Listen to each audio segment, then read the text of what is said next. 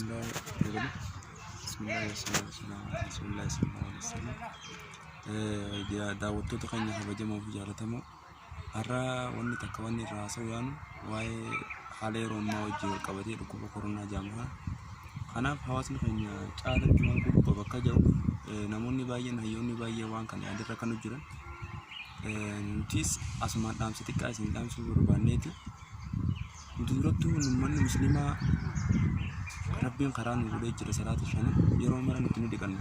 Dhiqachuun nu faayidaa miti garuu namni eega dhiqatee salaatee boodas yeroo takka takka gabbee waan adda addaa tuqatee waan deemuu danda'u. Sanirraa dhaabbatamee akka dhiqatamu yaadni kun godhame. Kanaaf wanni kun aadaa teenya ta'uu wajjin nuti waan kanarraa ifachuu hin qabne asumaan hin dhaabsisnedhaan.